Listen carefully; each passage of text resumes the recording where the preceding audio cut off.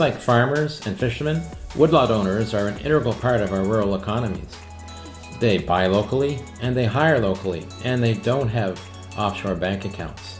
What they earn goes back into the New Brunswick economy.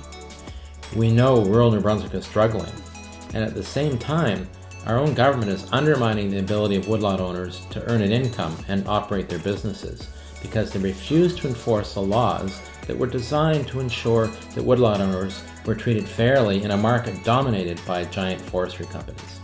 Our government is providing huge volumes of wood from Crown land to the big forestry companies to process in their mills.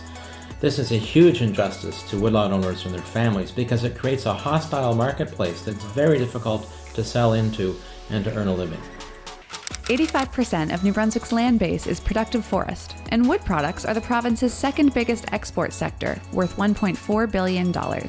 Believe it or not, the province actually suffers a loss in the forestry sector every year from the wood it sells from Crown land to the major forestry corporations.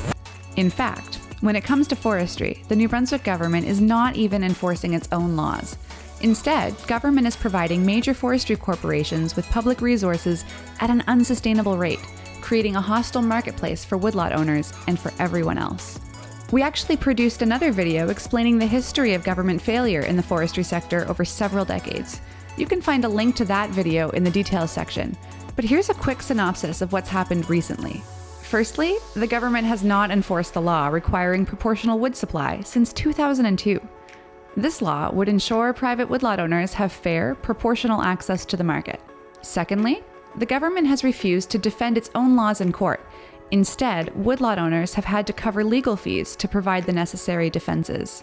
And finally, the government is letting corporations cut wood from Crown forests at an unsustainable rate. So how is all this possible? Find out in part 2 of our series, Are Woodlot Owners the Last Frontier Against Corporatization of New Brunswick Forests?